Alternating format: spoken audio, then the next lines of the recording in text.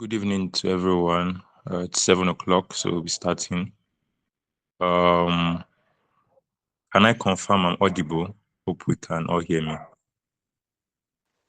Yes, sir, you're audible. All right. Thank you. Apologies for any background noise. Right. Apologies. So, it's so good to have everyone here. This edition of our ATN series is very interesting. Looking at mental health for African youths. And we're having very interesting speakers who are going to be speaking to us. It's more like a roundtable discussion, not necessarily our normal speakers meeting where you have someone speaking and you have their session and then that's all. It's more going to be like a question and answer session.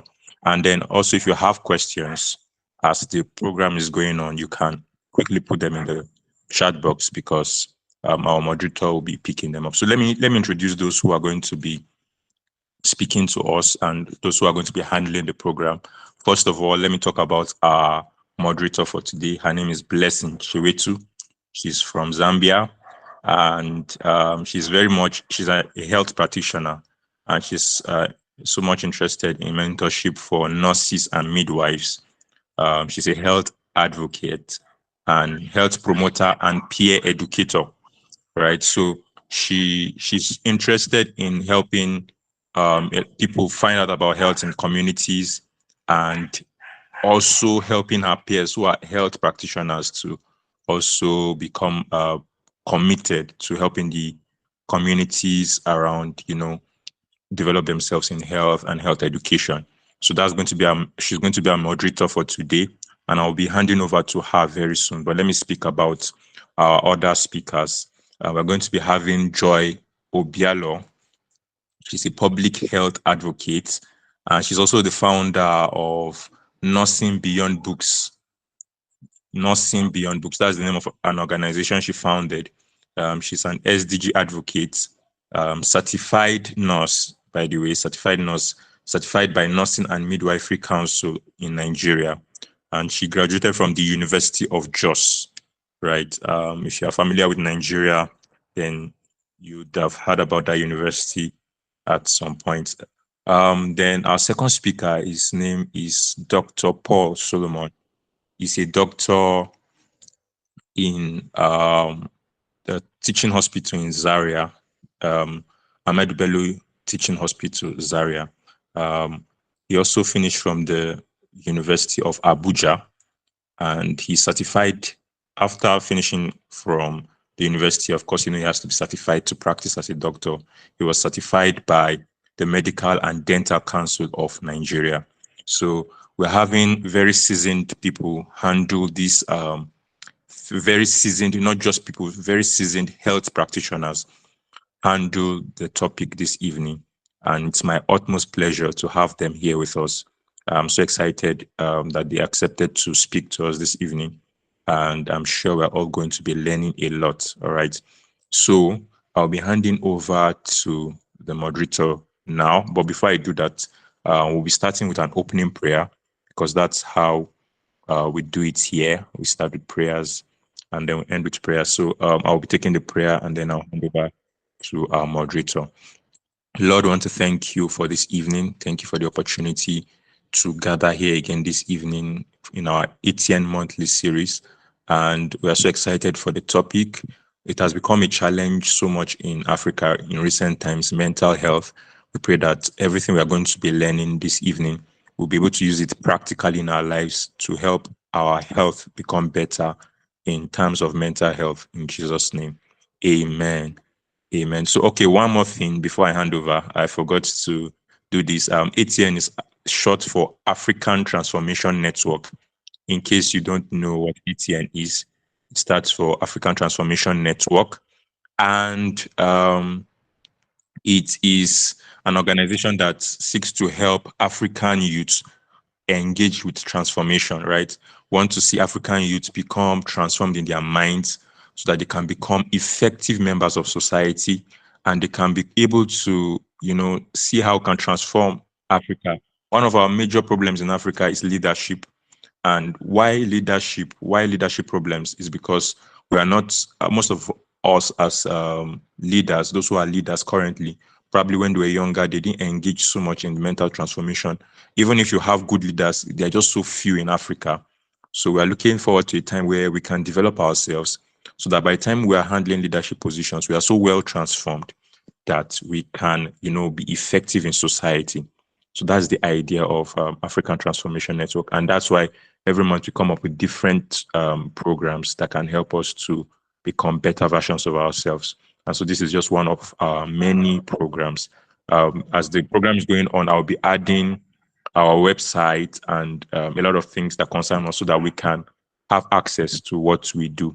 All right. So you can check out our website and, our social media platforms. I'll be putting them on the group later on. So let me hand over to our moderator for this evening. Blessing Chewetu. It's nice to have you here. Thank you. Okay, thank you very much, Sir Solomon. I hope I'm audible. And thank you everyone for joining Yes. this call. Thank you. You're all welcome. I encourage full participation because it's going to be more of a question and answer session. So you're free to um, raise your hand if you have a question, but if you're not so convenient, being a convenient place to ask, you can still write in the chat, then I'll be able to deliver the questions.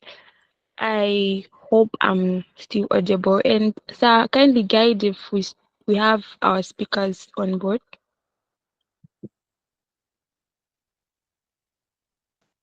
Yes, our speakers are available on the call. Okay, thank you very much. I'm sure we have been introduced. And Madam Joy, you're welcome. Dr. Paul, I welcome you to this call and everyone joining in. I'm joining from Zambia, and you are free to comment in the chat where you're joining from, and you can ask the questions that you have. So, to kickstart our conversation, I have a question to both of our speakers. So, Madam Joy can either go first or Dr. Paul. So, our first question is, what is your own definition on mental health? What is your own definition on mental health? Over to you, sir, madam. Thank you.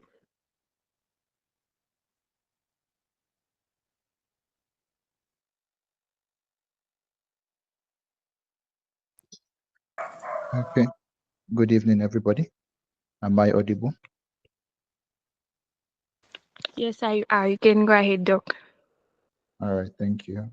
Um, so mental health. Um, First of all, I would like to say I'm very grateful to be part of this meeting this evening, and honored to have been invited to speak on this very important topic. Thank you for having me. So straight to it, generally when we talk of health in its various um, capacities or divisions, we we often fall back on what generally is the WHO definition for health in itself. And paraphrasing now, WHO defines health as a state of complete well-being, physical, mental, social, in all areas, not just the absence of disease, but the state of well-being. So bringing it to mental health now, it's complete well-being in all aspects of someone's mental functioning, down to thoughts, feelings, emotions, psychological behaviors, social relationships with other people, and just person's ability to cope with life mentally, complete well-being in that aspect. That is my definition of mental health. I think. Thank you. Okay, thank you very much, Dr. Paul. Madam Joy, you can give us your own definition of mental health. Okay, good evening, everyone. Can you all hear me? Yes, we can. Okay. Thank you so much for this platform. Thank you for the opportunity to educate others on mental health issues. Thank you very much. And for my definition of mental health, just like Dr. Paul defined, I'll just pick up from there. And mental health has to do with the complete emotional, psychological, and social well-being of an individual. So it's has to do with, it boils down to feelings, thoughts, how a person coordinates him or herself.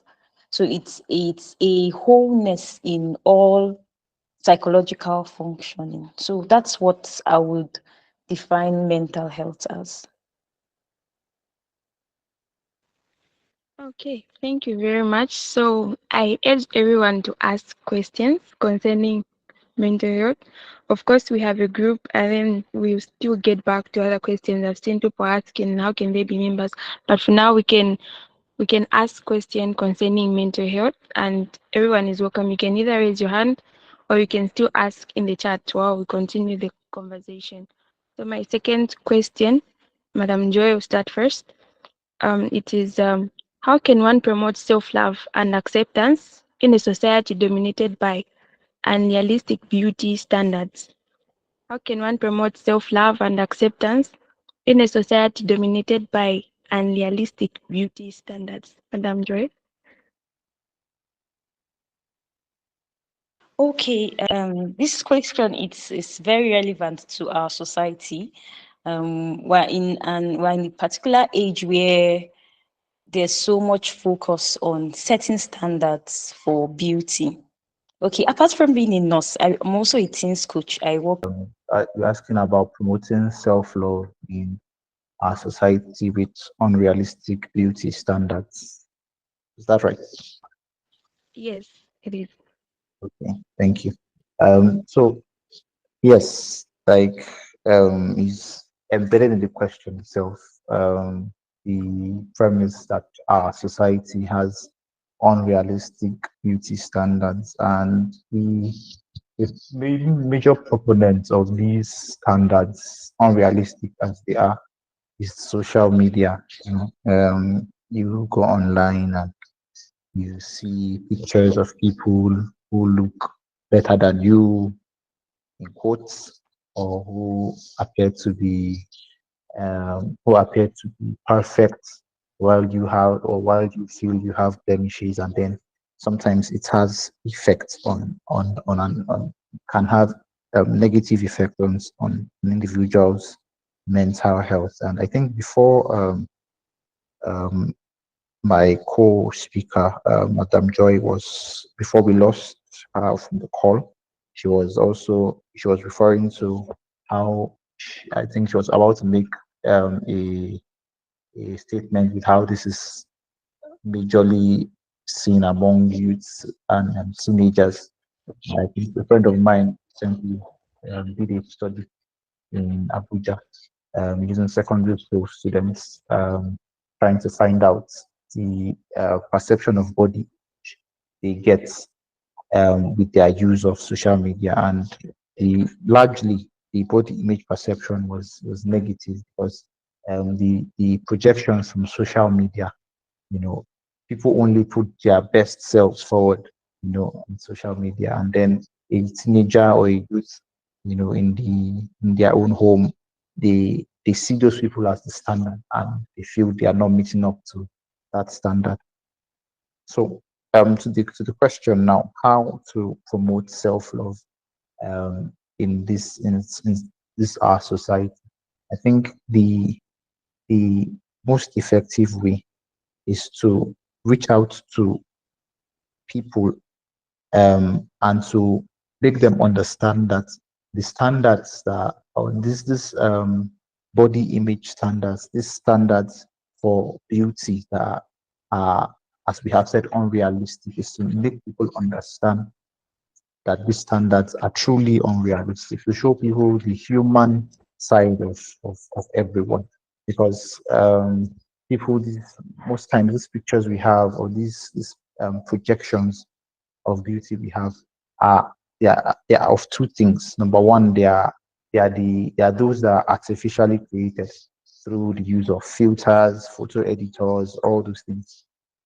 Those are what people use them and then project an image of themselves, and this leads people to falsely or erroneously assume and that's how other people are, and they are the only ones that are not like that. And then on the other hand, there are few people, there are a select group of people who may actually physically look, very good and project themselves the way they are. But also we need to understand that these are few people. So if you draw your mind back to a Gaussian curve or a normal distribution curve in statistics, you will see that it's usually in the shape of a bell. So you have the major part of the bell, which encompasses most of the human population in the middle. And most people are just normal looking, average looking, not the way you and I and everybody. There are people on either side who may be extremely or very good looking and attractive. And there are people on the other side of the curve who are also extremely not good looking. I think that's the polite way to put it. Yes. So, but in the middle of the curve, the majority of people are just normal, average looking people. So it's to make people, teenagers, youths understand that you are not held up by any standard. The only standard you are to be held up to is yourself. You are the only standard, to hold to be held up to. You can't look onto the pictures people post or the edited pictures people post as standards for beauty, but to make people realize that um, it's more than the physical looks. It's more than what you see. Majority of the time, things people project and post, especially on social media, are false and erroneous, and so that should not be the standard. So, in summary, it's to break that cycle of making these social media projections the standard for beauty, because in reality, they are not the standard for beauty. I think I will stop here. Thank you. Okay, thank you very much. That well articulated. So we need to be realistic. And our other question, I can see Madam Joy is back. So Madam Joy will take this one. How can we reduce stigma around mental illness and encourage people to seek help when needed? How can we reduce stigma around mental illness and encourage people to seek help whenever they need it? Okay, sorry, I didn't know you guys lost me at the other question. But can you hear me now? Yes, we can. Actually, we've been helped by Dr. Paul with the other question. So, don't know if you got this question that I'm just from asking. Okay, can you repeat it?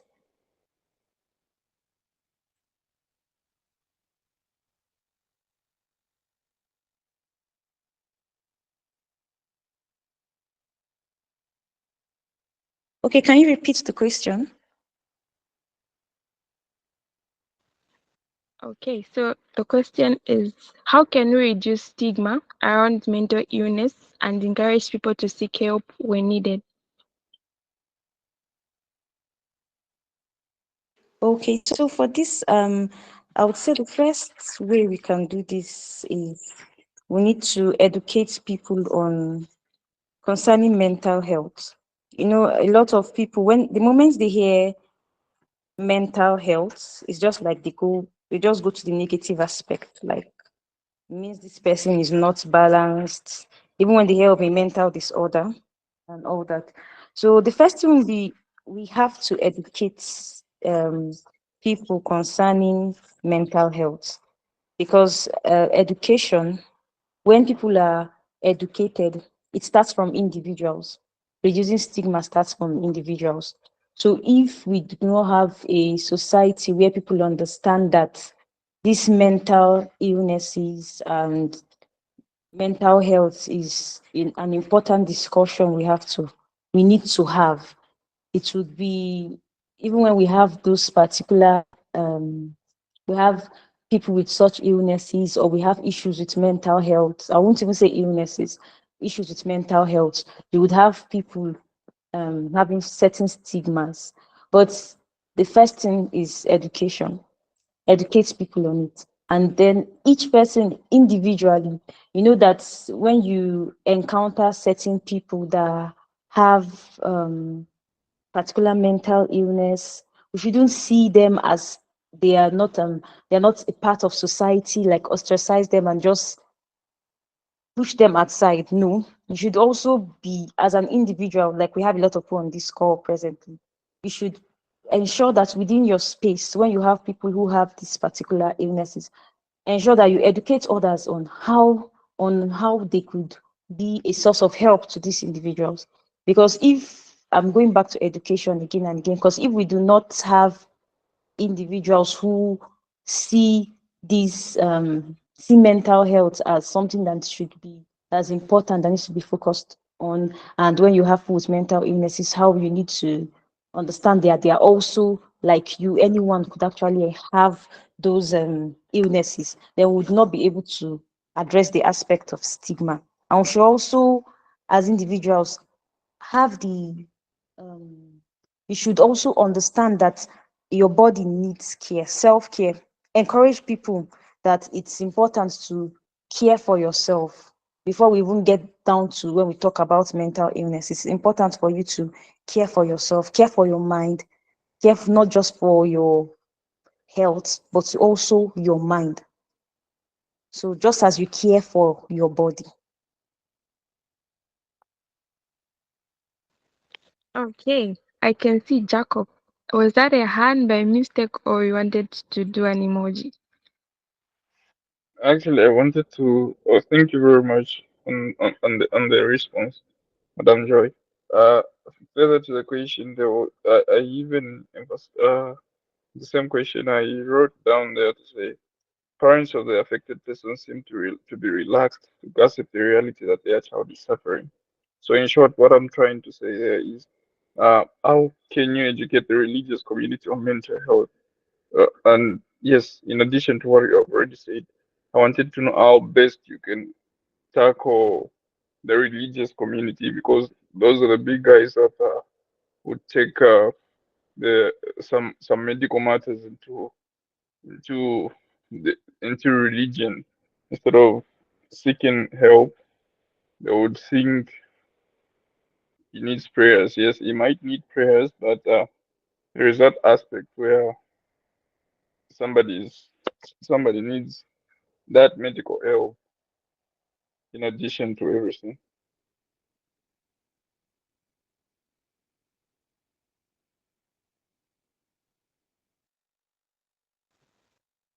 I hope you got that, Madam Joy. That's an additional question for you. Yes, okay, I got it. Um, One factor here is, okay, or a method that can be used to educate those people in religious centers and churches, from churches to mosques and all religious centers, is for them to understand. You can come with this illustration. Just as the body, when we talk about health, when someone falls sick, we pray for the person, but we would also go to the hospital.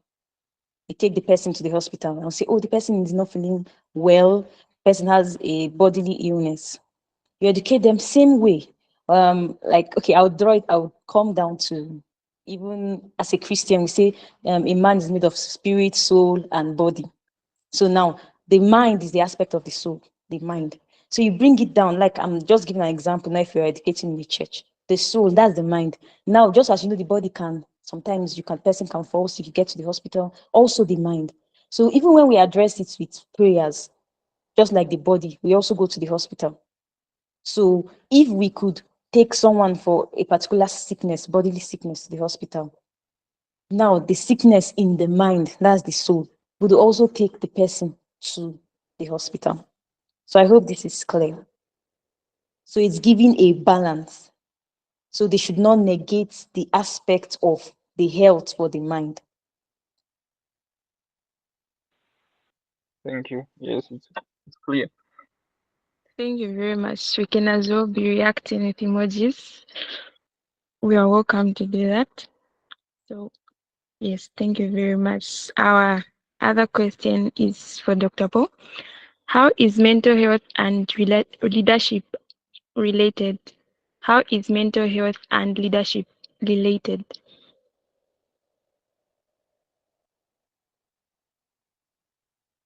All right. Thank you. Thank you. Again, am I audible? Yes, I already can speak a bit louder. All right. Thank you. So how the relationship between mental health and leadership? Yes, I think I'll also just pick up from where Ms. Joy, from some of the points she was saying to also answer this question. So I think in understanding the scope of mental health, that will help a lot with this. Um, I think when people hear mental health, for many people, um, their their minds first go to someone who is crazy on the streets. That's the first picture people get when they hear the word mental health. But mental health has a very wide scope. And in fact, if you call in my definition of mental health, I mentioned people's ability to cope with situation. So, for example, for any leader, let me bring it down to leaders now. Every leader will have to deal with a certain amount of stress being a leader. That's under the scope of mental health, dealing with stress, dealing with people, dealing with emotions, both your emotions and other people's emotions.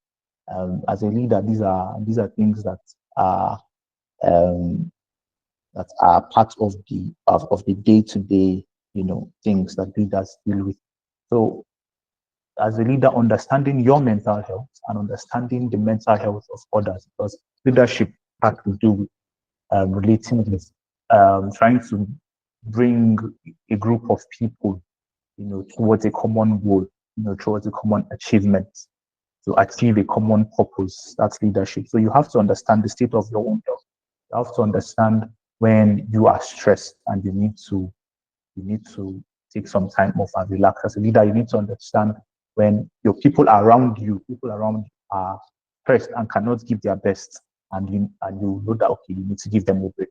You need to understand when, as a leader, when the people you are leading, um, if there are emotional clashes, you need to understand the state of people's emotions at particular times, and you need to understand how to manage those emotions. So that also is in the scope of mental health. Mental health broad. It's not just the illnesses or the disorders or the sickness, that it is about. It covers even from our day-to-day interactions, our day-to-day lives, everything we do every day. So if you sit down and you analyze it, you'll be able to pick out areas where your mental health was probably almost compromised in the course of a day, if you sit down and analyze. So for a leader, understanding your mental health as an individual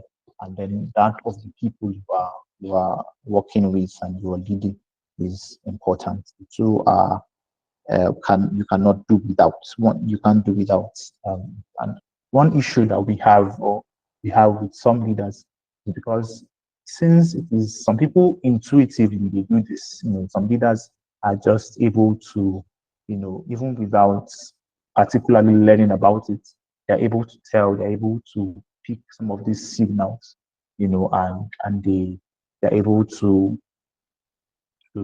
react to them and appropriately, sort out situations with people's mental health, their mental health. But some other leaders are ineffective because they do not understand this. One very important aspect when it comes to dealing to the conversation of mental health is understanding non-verbal cues, non-verbal communication. because not everything is said, directly, but you have to learn to read what's popularly called the body language. So some people who are leaders, in yeah, if you are a CEO giving somebody a task, and the person by his facial expression, the person by his reaction to you is showing you some kind of doubt in his ability to achieve such a task.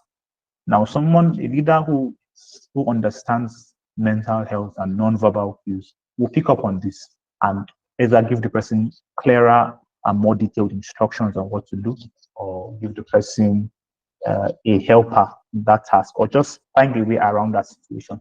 For someone who does not pay attention to mental health, does not pay attention to verbal cues, which is, like I mentioned, under the scope of, would miss this signal completely and probably send that individual to fail at that task and then complain that the person has failed. Meanwhile, if such a leader had been attentive or had understood in the first place, that whole situation could have been averted. So mental health and leadership are linked, they are joined together, they are inseparable. Let me use that word. And back again to mention that the scope of mental health is broad. It's not just about the disease, the disease aspect of it, even though that's commonly the more popular or the more um, the, the more popular aspect of it, but it is broad. It is in our day-to-day lives, day-to-day interactions with people. Mental health is seen. Thank you. Thank you. Thank you so much, sir. I saw a hand from Malala. Do we have Malala on the call? Or maybe he left. Okay, so the second question is, how can you remain mentally healthy? That's a follow-up question. How can you remain mentally healthy in a world that is demanding, navigating through unemployment, rejection, and demanding jobs and social expectations? How can you remain mentally healthy in a world that is demanding, navigating through unemployment, rejection, and demanding jobs and societal expectations? So, Madam Joy can take it. Okay, so I would say basically how you need like I said initially, there's a need for youth to understand that you're not a lone runner, you're not running alone. Having a supportive system, a support system, a positive support system is very crucial. And it's important to know that, most times we set, especially for youth, we set timelines for ourselves that we want to achieve certain things because the world is so fast paced. In fact, things are just moving so fast. And in a bid to keep up, you have so many things you want to achieve, so many things you want to do as a youth. It's important that you try to relax and set priority. Because if you keep running from one thing to the other, so many pressures and you're succumbing to each of them, you're going from one thing to another, it wouldn't speak well on your mental health. With time, all these stressors, all this stress would accumulate. So it's important that you try to relax, prioritize per time what you need to do, what needs to be done, what is important, for your journey. It's very important that you set those goals. It's also important that you look after your physical health, because whatever happens in your physical health can also influence or affect your mental health. So it's not health is interwoven, like there's a relationship between, like intertwined between aspects of health. So you have to give attention to your physical health. You mentioned also in the place of because we have a lot of unemployed youths, and yes, unemployment can adversely affect mental health soon. or like I said, that you should know that a lot of things in this world is so fast paced. But you have to yourself, you have to find time to relax, calm down, set priorities, set goals, certain things that you have to achieve. You should understand that it's not one thing that makes it when we come to stressors and stress, especially I'm boiling down to youth because we're talking about youth.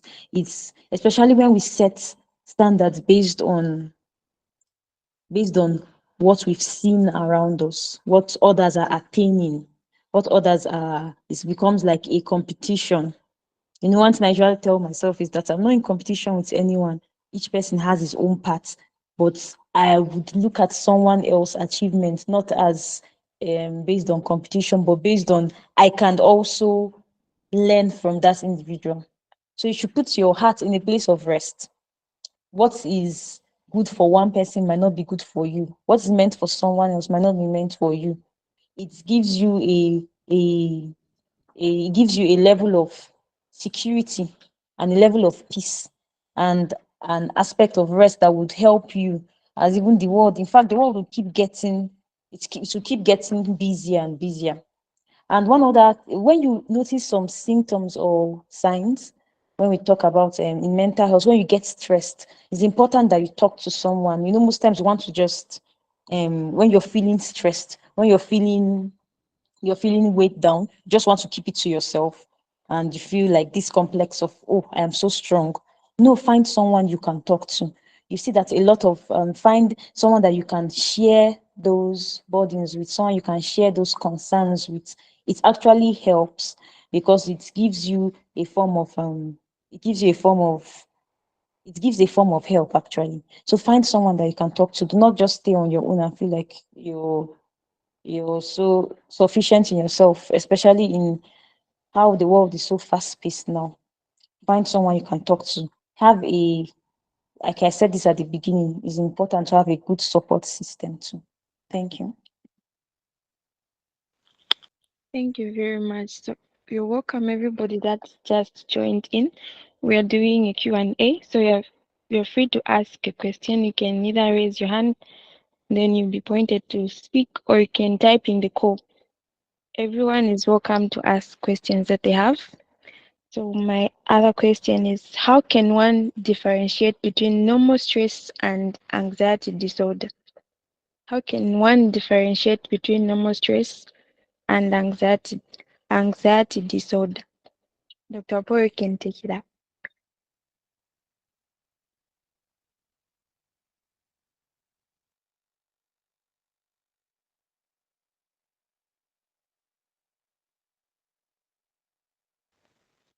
Okay, Madam Joy, you can kindly come in. I think we lost Dr. Paul. You're joining, I'm sure, so soon.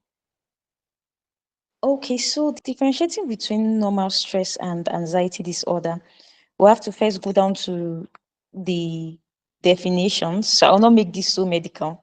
I just go to the straight up definitions of stress and anxiety. When we talk of stress, we are talking of the normal response to a situation or an event that feels challenging. Now we call these events or situations, we call them stressors. So that's what we call, that's the definition of stress. Then when you talk about anxiety, anxiety is actually a feeling of a set of feelings that is characterized by, there's usually excessive fear, there's worry, and most times anxiety is when there is no apparent stress, there's no apparent threat.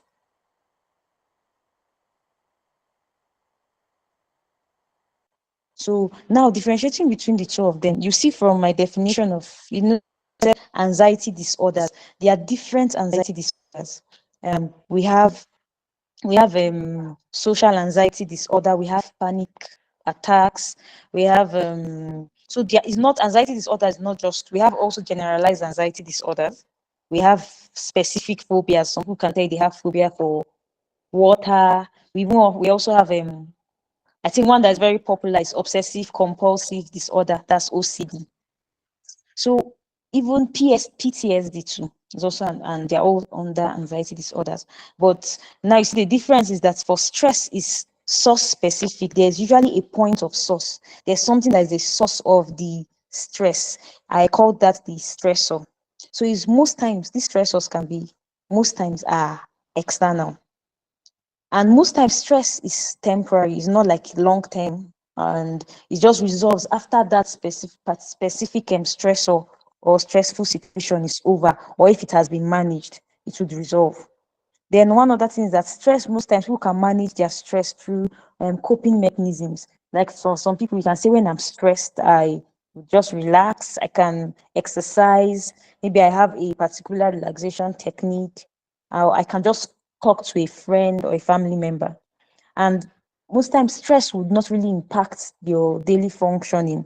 Like you would not be, you might be uncomfortable, but it doesn't prevent you from carrying out your activities most times. But when we come to anxiety disorder, like I said, that there are different types of anxiety disorders. Now, the difference between it and stress is that anxiety disorders affects functioning. And one other thing that you can pick for anxiety disorders is that it has specific symptoms that indicates it's a particular anxiety disorder. When we talk about panic disorders, it can be person might be having panic attacks. When we talk of I mentioned social anxiety disorder. Yes, maybe when the person is in social situations, the person's that's what triggers that particular anxiety. So most times for anxiety, you see that there's a specific symptom that indicates that the person is experiencing a particular type of anxiety disorders. And for anxiety disorders, is usually persistent and excessive. It keeps, the duration is also for prolonged period. It can be, when we say prolonged, it can be typically 6 months or more. But stress is not prolonged. Stress is temporary. And one other thing is for anxiety disorders that you could see that if when I talked about stress, I said relaxation techniques can resolve it.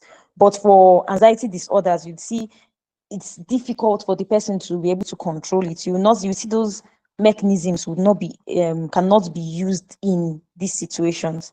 And most times these anxiety disorders come with physical symptoms, can feel restless, the person could feel sleep disturbances, insomnia. Like I said, it's dependent on the type of anxiety disorder. So we could also have, most times when there's anxiety disorder, the person, someone might go at most times those people try to avoid those situations that will trigger anxiety. So you see that when the person tries to avoid those situations, it would actually influence this person's functioning. So those are the differences. Okay, thank you very much, Madam Joy. We have a question from Ategba Blessing. You can unmute yourself.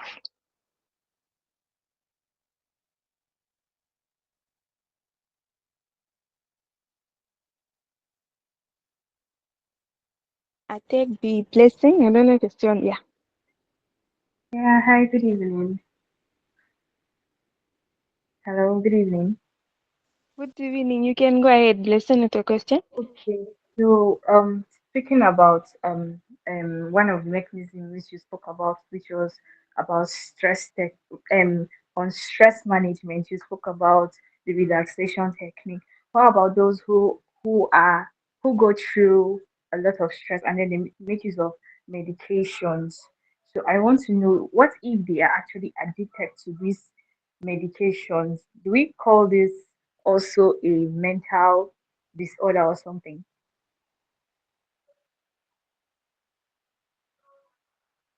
Hello? Madam Joy, you can take the question. I'm sure we still don't have Dr. Paul on the call, so you can kindly take the question.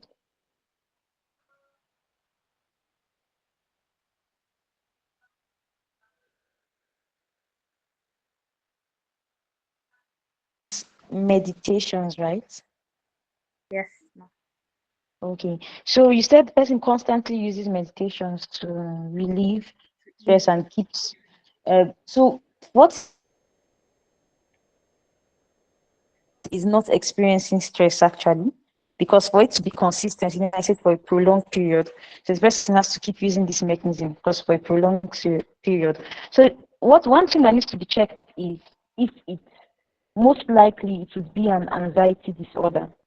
Because for the person to constantly have to keep using this method, it's to relieve what the person sees as stress. Need to look at it in depthly and to assess whether it's actually stress or an anxiety disorder. Well, I would say it might be an anxiety disorder. Maybe something triggers the person consistently to be using those methods to kind of serve as it means those methods have not been effective for the person to consistently keep using it. So it can be an anxiety disorder. So the person should actually be assessed and you find out whether it's an anxiety disorder so it can be properly managed. I don't know if Dr. Paul is on the call. Maybe you could add to this. Yes, I think Dr. Paul is back. Okay. I'm not sure at what point um, you guys lost me. Please can you repeat the question? Okay, I said, for example, just like she said one of the stress management, she spoke about relaxation technique. So I'm asking if medication is actually advisable, and for people who have um misused, who have abused this medication, if they are addicted to this medication, do we still call it a mental health disorder, or what do we classify it as? Okay. Um, okay. So for for an individual that uses medications, now medications that have the ability to in quote relieve stress, these medications are likely going to be psychoactive medications.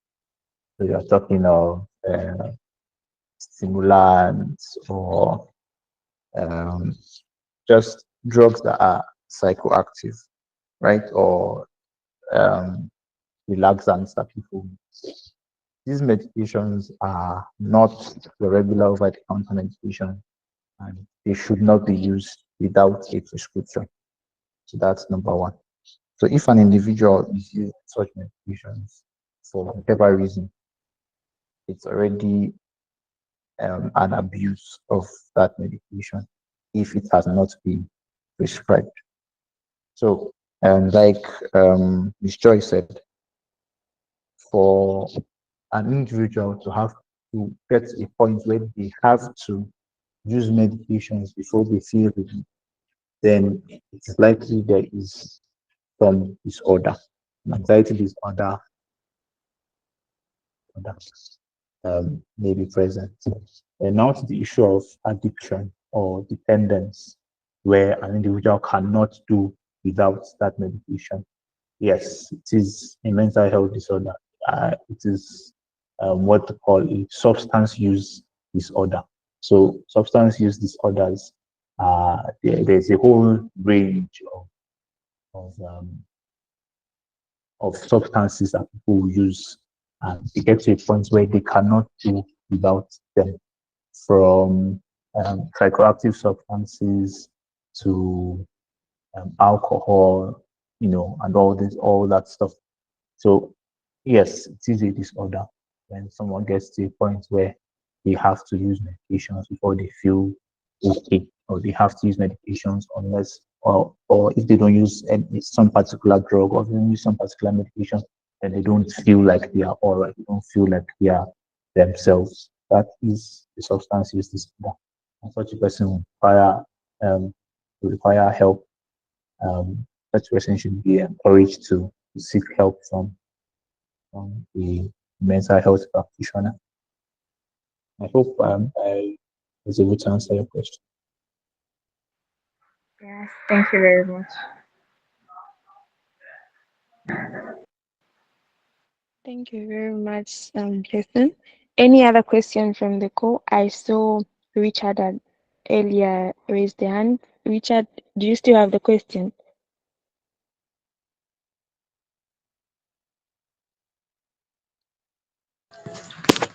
Yeah, I actually have the question, Ma. Oh, sure.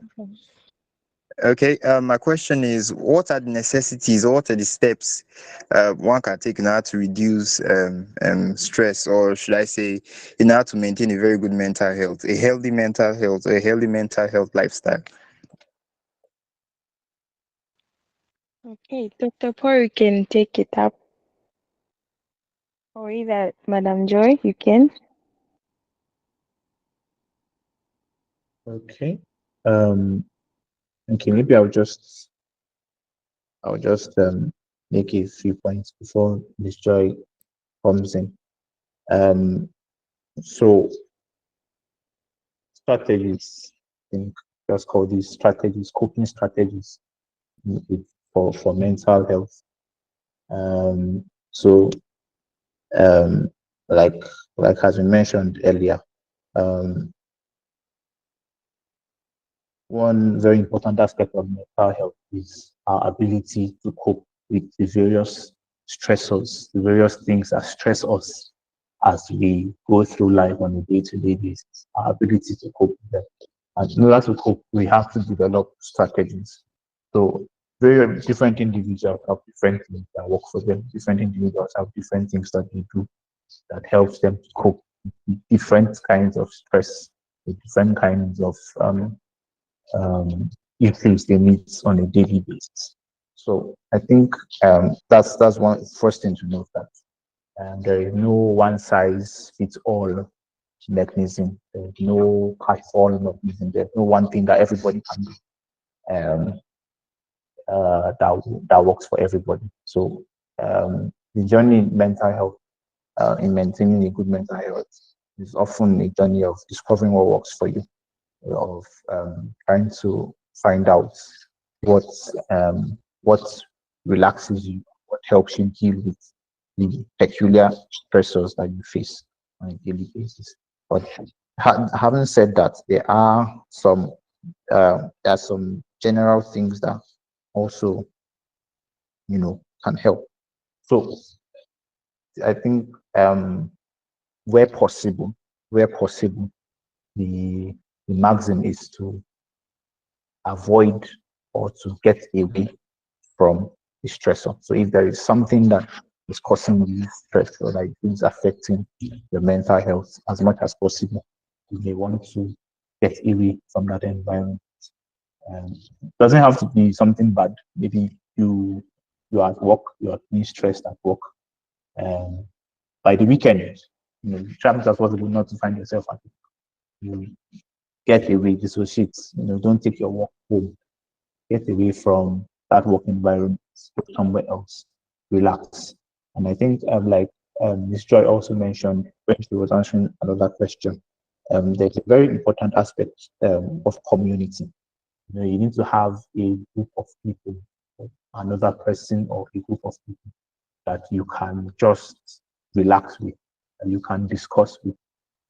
I think she called it a support system. Yes, community is very, very important in maintaining mental health. So you don't walk alone. You have people around, have friends, have family, spend time with family, spend time with other people. It helps to relax, it helps to deal with whatever stress you might be facing. And then there's there's the there is also the aspect of um, getting some time alone. Now, I know this seems contradictory. I just said you should hang out with other people. Now I'm saying you should spend time alone. Yes, there are different situations, require different approaches. So there are some times where you need to, be in the midst of other people to relax, and there are some times where you need to spend some time something you love doing. Find activities that you enjoy, and do them when you are off work, when you are off school. Just you enjoy reading, get a good read, enjoy watching, take some time to watch a movie, just get away from that environment that causes you stress and find something that you enjoy doing. Find time to do it. Some people enjoy journaling, writing. Some people feel better if they write in a diary. If that works and helps you, you can as well do that. So those are some strategies that help that people that helps some people cope. So, like I said, it's there's no one size fits all approach. It's very individualized. You find what works for you. But I think by and large, some of these things I have mentioned really help. Thank you. Thank you very much. Madam Joy, would you want to add on or we can move to the next question? Oh, Mr. Richard, you still have a question. Okay, You can go ahead. okay. I would like to ask just to what um, Dr. Paul just said. There's a method that I actually find so effective for, it actually works for, to reduce, sometimes just have stressful situations and you're so overwhelmed. And just at that moment, it helps you to relax. And we call it the 4-7-8 technique. It's something I use most times at work. It could be stressful sometimes. You just take in. Okay, if this was a video call, I would have given an example. Well, you breathe in for 4 seconds, you hold your breath for 7 seconds, then you exhale for 8. That's 4-7-8. It actually helps to reduce the stress, the stressful feelings and those emotions. It gives a form of it helps you to relax. It gives a form of relaxation to your body, your muscles, and all. So it can be used for immediate situations when you're stressed. It's just overwhelming at that moment. You just take out time to do it. Breathe in for 4, hold it for 7, release it for 8 seconds. Another aspect, just adding to what Dr. Paul said, is maintain a healthy lifestyle. Even when we talk about diet, what you eat, it still relates back to certain things you eat could actually be detrimental to your body and increase stress. Another aspect is adequate sleep. It's important that you have sufficient sleep because sometimes when you feel stressed, you can actually check. You would see that there has been a pattern of you've been sleeping for just few hours. When you can, please just adequate sleep. And also, there's there's something you mentioned I would like to emphasize on, which is journaling. It's important because it gives, like for me, it has worked for me. It gives a source of, it's just like an outlet of emotions when you journal, writing down what you've experienced in the day. And when you even go back to look at it, it gives a form of relaxation too. So those are the aspects. Okay, I would like to also add one. I would like to add exercise. Most people do not think exercise is just for bodily health, but no, it also helps to relieve stress. When you exercise, there are certain, your body releases a particular hormone and to relax. So exercising is also an aspect.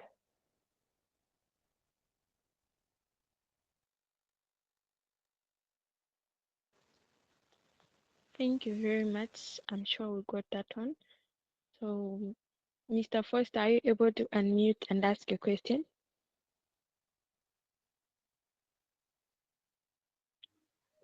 Yes, Madam. Sure, you can ask your question, sir. All right. So, my question is, I don't know, because I joined in late. Yeah, but I would like to know because it's a bigger issue in the African setup.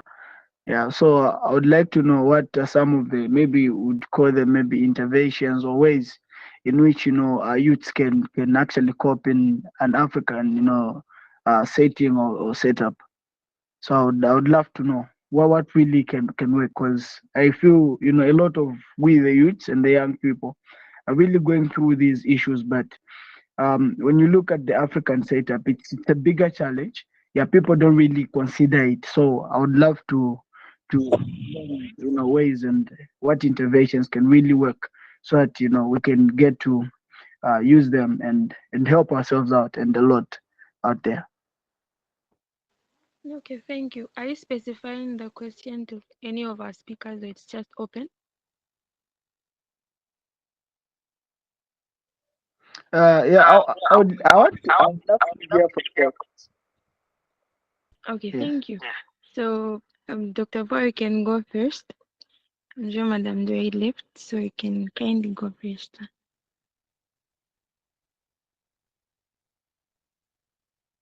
Okay. Okay. Can you hear me? Yes, sir. All right. Okay. So if I got the question right, you're asking about coping strategies for African youths in our African setting. Putting in this or keeping in mind the fact that there's the conversation about mental health in the African setting is not as it is in other places. Now, but to point out that even in Africa, the conversation about mental health is no longer as limited as it was before. Yes, we're not where we want to be in terms of the openness towards mental health discussions that we would want to have. But I think a lot of the stigma is we're seeing some reduction in stigma. We are beginning to have some conversation, some settings, even in Africa. So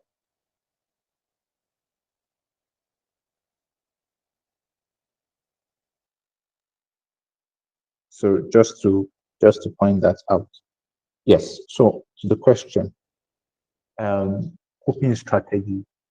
I think one of the most effective coping strategies that can work for us as Africans is our is the sense of community we have. The African system and setup is very community centric, such that even from our systems of initial systems of government majorly based around community, and we do well together. We are not so much. We're not. We're not fond of the isolationist principles that seem to guide many of the some of the non-African systems. So we are very community centered, and I feel that is very important and very helpful when it comes to dealing with mental issues, because one of the risk factor for having mental health issues or not being able to cope is being isolated. When you feel alone and when you are alone, you find it much more difficult. So in an African setting, as Africans, we can really optimize our sense of community.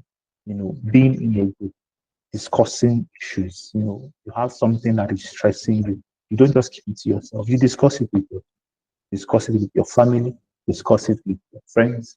You really optimize and make use of this of our community centeredness.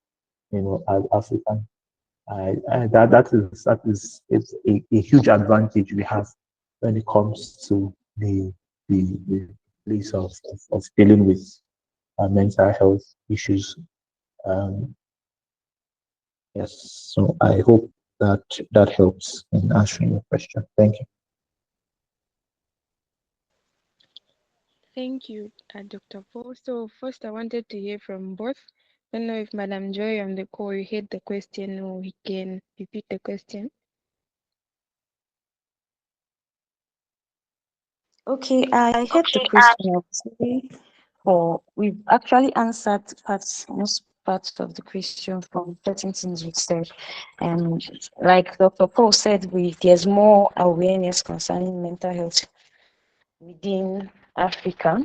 I believe I looked like the last 2 years or three, the awareness has actually increased. So from we spoke about community, that thing is we should actually have safe spaces for open conversations. In fact, from our family, which is the first place for socialization, we should make it open that people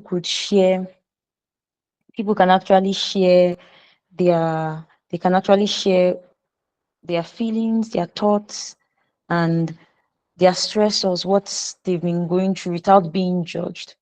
That's the first thing. That right from that first unit within the family, before we extend to different places where we find ourselves, we should be that someone can walk up to you and the person would be safe to share what he or she's actually passing through. One other thing that would each and every one of us is to increase education on mental health. When you get to access to people, to other youths, and you discuss these issues, you should actually educate them on how important mental health issues and how important mental health is. Also, access to resources is it's in this when I was talking about safe spaces, these safe spaces could also provide access to resources concerning mental health. That people know that they can actually walk up to someone, they can talk to someone and find a form of safety. So that's what I would like to add. Thank you very much. So we're in our 10 minutes, but I still have some few questions left. So Dr. Paul can take this one. How can parents foster good mental health in the upbringing of their children? How can parents foster good mental health in the upbringing of their children? Okay. Thank you. So to answer this question, um, I'll make reference to what is called the um, biopsychosocial model for health, mental health in particular, such that there is a biological aspect, there is a psychological aspect, there is social aspect. I think the the aspects where parents really have an influence, especially as they bring up their children, is in the social in, um, in bringing up children in a family. You know, like Ms. Joy mentioned, family is the first community a child is exposed to. It's the first social experience many times that children have. So it's important that children are made to feel safe in that space. It's important that children are made to feel are made to feel protected in that space, such that there is um, no stress in that space. So a child should be able to to feel safe in that setting of family. First of all, now what that feeling of safety does is it helps to bring about a situation where conversations about mental health are not strange. Conversations about mental health um, are not looked upon, askance or with any form of stigma, such that if a child is going through anything, they are able to bring it up. They're able to discuss it in that family setting. They're able to discuss it with their families. They're able to discuss it with their parents. So if a parent is to be to their child like their first confidant, their first go-to person, they have to be with their child. That's coping mechanism, that support system, to their child. And this goes into the way in which a parent interacts with the child in its entirety, from the aspect of being being there for them, both physically with providing needs and all that, but also being there for them in terms of providing a listening ear, being available to the child. So that's one thing that is missing many times in African homes. Parents are good and fine with, okay, I can get you what you want, but that availability to listen to a child, even in their no matter how silly it seems their concerns are, to just be available to them, to listen to them. That gives a very strong feeling of security to a child, and that feeling of security engenders in them a confidence. The, the periods when people find themselves being unable to cope, with societal stressors sometimes it's because from that confidence from the family is lacking. They have grown up in a family that has undermined the confidence, undermined their self-esteem. So when they step out into the wider world, you know, very um when they step out into the wider world, the things that they face, they are not able to cope with them because even from the family level, they have not been brought up in it that has given them confidence, has given them belief in themselves and esteem. So in the entire interaction of parents with children, you should endeavor to build in them that self-confidence that you are behind them, you are for them, you are available to them.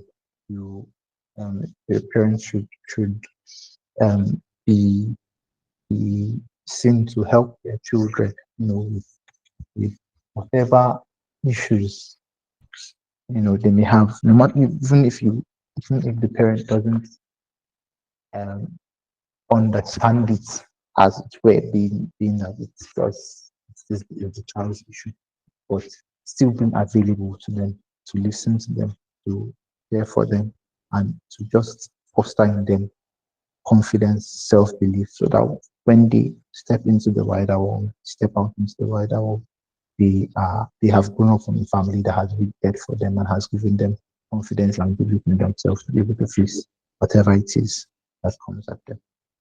Thank you. Thank you very much, Sam.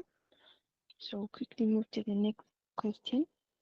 At what point can someone source for medical assistance?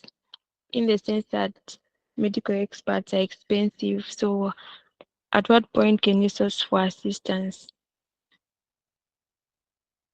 Madam Joy, you can take this one.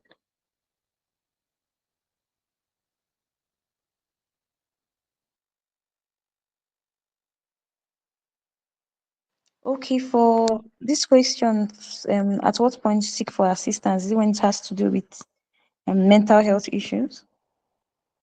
Yes, at which point can you source for assistance when you're having mental illness?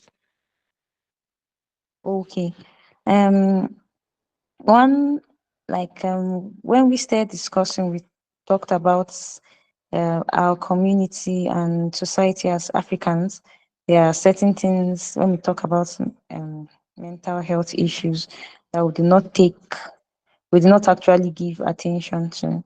But like I said initially, thank God we stay giving focus and attention to these mental health issues. For the time to seek assistance, when I've had situations of heard about a lot of people who they were actually having symptoms, but they did not seek assistance, and it became intervention. So when there are particular indicators, when individual is having persistent symptoms, and we spoke about anxiety at the beginning. So it can be anxiety, those emotional disturbances, and it has lasted for weeks or months, and there's no improvement. It's time for you to seek medical assistance. And also, when it affects your daily functioning, when the mental health issues begin to interfere with work activities, daily functioning, relationships, it's important that you seek medical assistance. Also, when medical assistance can come in form of counseling, therapy, and the likes. Also, when there are physical symptoms, like you would have some people talk about sleep disturbances and fatigue linked to their mental health. It's time to you need to seek medical assistance. Also, we have issues that have to do with suicidal thoughts. it's, in fact, it shouldn't even get this far, but some people would actually get this far. When it gets to a point of suicidal thoughts, thinking of harming oneself, it's important that you seek immediate, this is actually immediate assistance. And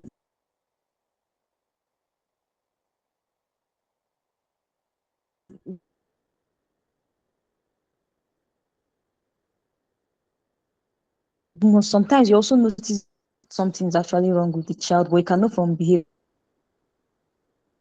Well, calm down, children.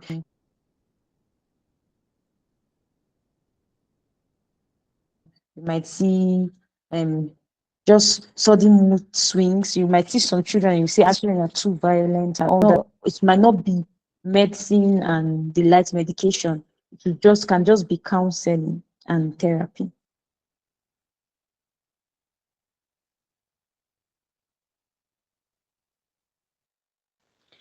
Thank you, madam. We have Sir Emmanuel. Are you able to unmute, sir, and ask your question?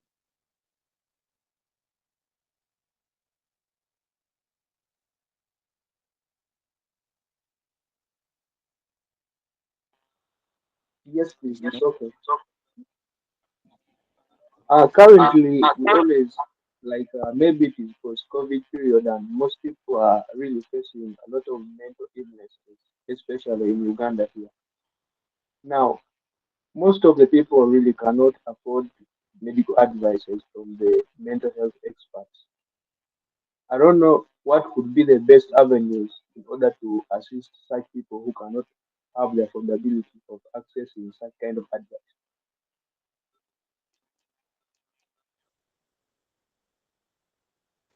Okay, thank you very much for the question. I think Dr. Boy can respond to Mr. Emmanuel. All right, thank you. Um, okay, so if I get question correctly, it's asking about avenues for people who cannot afford to seek for medical intervention with mental health issues. Um, First of all, to see that mental health interventions are part of the primary healthcare provision in every, at least members, every member state of the World Health Organization. So every member state of the WHO that buys into the primary healthcare system has mental health provision as part of the um, primary healthcare package, or should have mental health provision as part of primary healthcare package. So, and the primary healthcare package is designed in such a way that it should be affordable and available to individual. So I think that would be my first recommendation, that Ms. Joyce says, mental health interventions are not necessarily um, just um, just at the highest level of really seeing a professional psychiatrist. Even at the primary healthcare level, where you might just receive some form of counseling or some form of just therapy or minor aid, it is also a mental health intervention. So that's the first level of mental health intervention that is available and affordable to everyone. Now, for someone who needs mental health specialist and cannot afford, this is it's a problem um, with our health care systems in many African countries, where the the payment is, or the financing. So it really largely depends on the pocket of that individual, the level or the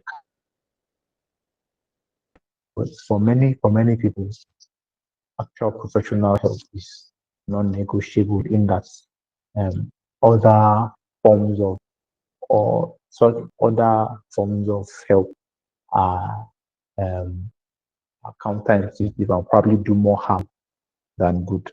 So in such situations, community financing, it's a form of healthcare financing where it's not out of the pocket of the individual, but a community comes together and they make a pool of funds for the health of whatever individual that community is affected. That's an option that can be explored. Community financing for such an individual. But um, one way or the other, there are avenues that can be explored. I know for many of our countries in Africa, health insurance not is not well established, if at all it is present, it's not well established, and many of the insurance companies and agencies do not offer insurance for mental health services. That's also an issue with our healthcare system, our healthcare financing system. So we have to fall back on out of pocket payments or community financing for healthcare. So I think the two things just in summary. One, you can social media can seek care at the primary healthcare level, affordable and available where present. And if not, other avenues for financing healthcare that doesn't burden the pocket of that individual, such as community healthcare financing, can be explored. Thank you. Thank you very much, sir, for the response. So asking second last question says, how can we help someone who has become addicted to self-harm as a technique to handle anger? For example, patching the wound. Then the pain helps them breathe. They feel other mechanisms can't work because they're addicted to pain. So how can we help such a person who's addicted to self-harm as a technique to handling anger? Madam Joy?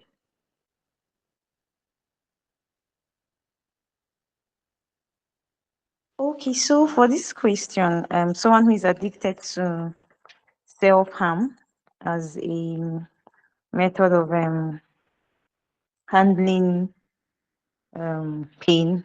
So I would say that this person, first of all, uh, needs help, really needs help, because it has gotten to a point the person is actually harming him or herself, and it has gone beyond just something that can just be handled based, you just handle it at home or just within yourself. The first thing is that you have to, most times we just jump into judging the person, and like just when it's in a home setting, you just begin to feel you could just talk negatively to the individual. But the first thing is to listen to the person.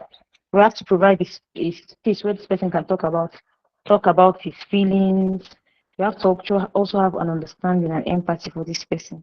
Then the next thing will be you have to encourage this person to get professional help. That's after you have actually, you don't just force someone to get professional help, because this is something external you're seeking. You have to sit with this person, talk with this person. And in talking, like I said, you're not judging the person, you're listening to the person, and you actually know this person needs help. But you first have this discussion with the person. And then you need to get the person needs professional help. And we have person needs help from a mental health professional. Just don't just say you could handle it yourself. No, after talking with the person, encourage the person to see a mental health professional. Like we have therapists and or counselors that could actually speak with this person. And if it's the person would also have a, there will be medical evaluation. So you actually know the source of such. Okay, here you said anger.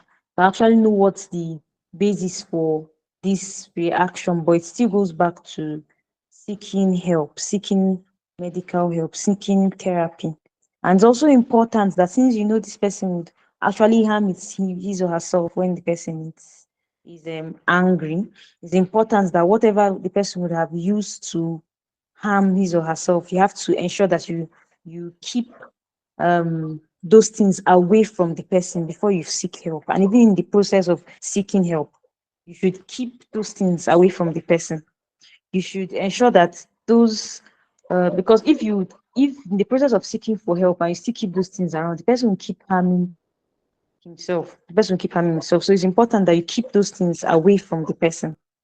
And in the process of seeking help, I think one of the strategies would be also to help within when the person goes for therapy, they'll be trying to actually looking for other ways the person could, other techniques the person could exert that emotion. Because now the person is just finding an outlet for that particular emotion by self-harm. But there are other ways. There's meditation, there's relaxation. So all this will be done within the confines of seeking help from a professional. Thank you. Thank you very much, everybody that's joining. Thank you for that response, Madam Joy. We have come to the end of our roundtable discussion. So I want to thank everyone for joining in, and thank you very much to our speakers. We can just motivate them with those emojis. We can just keep them going. Thank you very much for taking part, and we hope to see more of such, because I know that in such people getting help, having dialogues on mental health is really fostering certain parts, and we are really getting um, out of certain myths that we were introduced by our ancestors. So thank you very, very much. So, Madam Joy, you can just give your last word, and then Sir Paul give his last word as well before I hand to Sir Solomon. Thank you. Okay, so thank you so much for having me on this platform. And I would just like to add for a question that was asked at the beginning. Someone asked about how do you educate family members who maybe have a family member who has a mental health illness and they are not recognizing that the person has one. It's important that I know stepping out from here will become advocates for mental health. But it's important the way you approach educating someone, informing someone concerning something is important. Do not approach in a way that "Oh, I'm coming to save you from your past experiences." Approach in a way that you're coming to reason with this individual. It gives you more access to educate others concerning mental health. So as we step out to become mental health advocates. Thank you very much. Thank you very, very much. So, Sir Paul, Dr. Paul, you can kindly give us your last words. All right. Thank you. Also again, thank you for having me here. It's a privilege and I'm grateful for it. Okay. So final word. Um, I think also in line with what Ms. Joy said, just to encourage conversation around mental wherever you are, just have the conversation. I think that's the first step towards keeping um, uh, less stigmatized in our communities. Just bring up the conversation. Keep talking about it. Keep bringing it up at work, at school. Engage people concerning mental health issues. Engage people. Like I said earlier, the scope of mental health is broad. So even as you seek to educate others, also it's important to educate yourself about the scope of mental health beyond what we've been exposed to, what we already know about mental health. It's a broad, domain. So educate yourself, have conversations about it. Let's make conversations about mental health a normal thing. Let's make that to be part of our everyday business. And with these issues like one of those we discussed today, where um, mental health is stigmatized. Mental health is not it's not properly covered as part of healthcare provisions. Will be addressed when the conversation goes on. So once again, thank you so much for having me, and good night, everybody. Thank you very much, sir. So Solomon will conclude for us and will give us closing prayer. So Solomon, over to you. Thank you everyone for joining once more. All right. Thank you, Blessing, for moderating excellently. And I want to also say thank you to our speakers, Ms. Joy and Mr. Paul. I sincerely appreciate your time. I want to thank everyone on the call. Thank you. And I discovered a lot of people were having network challenges. So they kept coming in and leaving. I would have had a more steady flow of persons. But for network challenges, some people had to um, take an excuse to leave. So, but I'm grateful for those who joined and I've been here throughout. And I'm sure we've learned a lot from the session. It's a very, very important discussion we're having here. Very, very important. I've come across people because of the kind of work I do. Recently, I came across someone who was about to kill herself.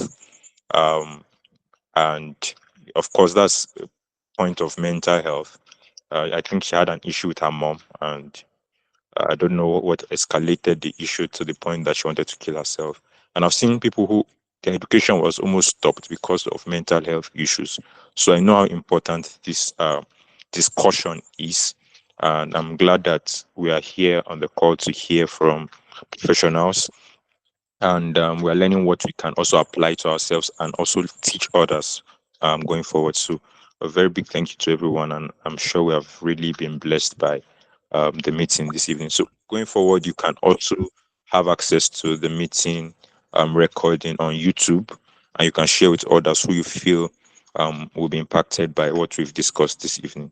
So I'll be rounding up with a closing prayer. I think we've overshot our time with like 3 minutes. My apologies. I will round up with the prayer now, and then we can take our leave. Father, I want to thank you for such an awesome time learning and changing our mindset on mental health. Thank you for all the things we've learned. We ask that you grant us grace to apply them to our personal lives and also use it as a tool to help others to improve their lives in Jesus' name. Amen. So I want to say a very big thank you. I sincerely appreciate everyone for being on this call. Thank you so much. I'm grateful. So I said I'll drop the link to our website. I'll do that on the group. I forgot to do that here now. So I'll do that on the group. I believe every one of us are on the group. I'll drop it on the group so that we can access it. You can just go on the website to learn more about African Transformation Network and what we do and how you can partner with us to keep doing what we do. So thank you so much. A very good evening to everyone. Thank you.